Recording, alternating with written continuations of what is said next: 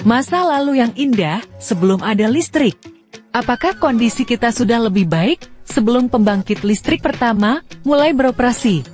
Bagaimana jika semua orang di bumi mencoba bertahan hidup dengan semua lampu dimatikan? Kita akan mulai melakukan tantangan dengan waktu bumi yang sempurna, 60 menit dalam keadaan gelap gulita, dan tidak diperbolehkan adanya cahaya buatan. Akankah kita mengurangi polusi cahaya agar bisa melihat Bima Sakti di langit malam? Berapa banyak listrik yang bisa kita hemat? Apakah ini akan membantu kita melawan perubahan iklim? Inilah yang terjadi jika semua orang di planet ini mematikan lampu selama 1 jam. Kemanusiaan telah menghabiskan 100 tahun terakhir untuk meningkatkan ketergantungan kita pada listrik. Lihatlah sekeliling.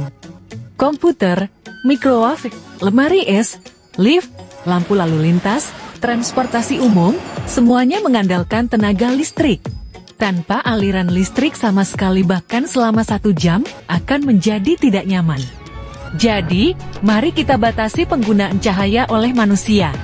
Nyalakan lampunya, mari kita mulai. Rata-rata umat manusia mengonsumsi 62.000 terajoule listrik per jam.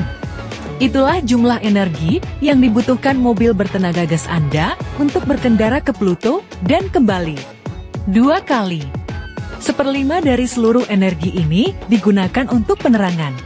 Jumlah tersebut merupakan energi yang besar dan memproduksinya berarti melepaskan banyak karbon dioksida ke atmosfer.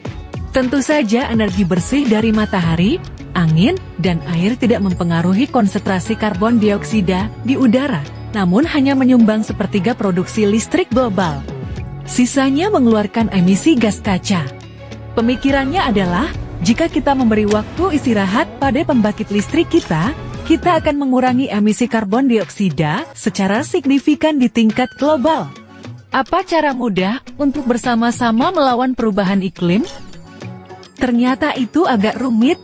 Jika jam bumi sedunia ini dikurangi menjadi malam hari, menghabiskan waktu dengan menyalakan lilin yang nyaman bukanlah ide terbaik.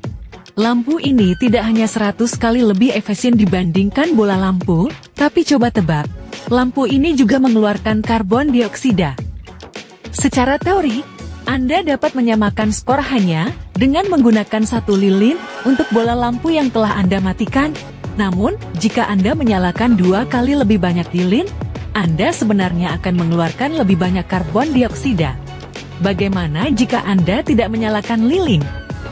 Anda mungkin berpikir, kita akan mengeluarkan lebih sedikit karbon dioksida ke udara. Tetapi Anda mungkin bertanya-tanya, ya, bukan begitu cara kerja pembangkit listrik? Perusahaan yang menggunakan batu bara sebenarnya akan mengeluarkan sedikit CO2 pada saat gelap, namun kemudian semua orang akan menyalakan lampunya kembali. Bagi pembangkit listrik, peningkatan permintaan yang tiba-tiba ini berarti harus menggunakan lebih banyak generator. Akibatnya, pembangkit listrik akan mengeluarkan lebih banyak CO2, dan limbah karbon ekstra ini akan mulai memerangkap lebih banyak panas di lapisan bawah atmosfer kita, yang mungkin akan mempercepat perubahan iklim. Dan hal tersebut akan terjadi jika pembangkit listrik mampu mengatasi peningkatan permintaan yang begitu cepat. Dalam skenario yang lebih buruk, mereka harus melakukan pemadaman darurat, sehingga kita tidak mendapatkan aliran listrik selama berhari-hari. Saat itu terjadi, setidaknya Anda bisa menikmati pemandangan Bima Sakti di malam hari. Pandangan bahwa polusi cahaya menghalangi 1/3 populasi dunia untuk melihat.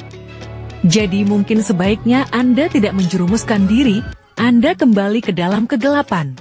Ada cara yang lebih baik untuk melawan perubahan iklim daripada mematikan semua lampu secara bersamaan. Sebagai permulaan, Anda dapat mencoba mengganti semua bola lampu pijar Anda dengan lampu neon kompak atau menggunakan transportasi umum.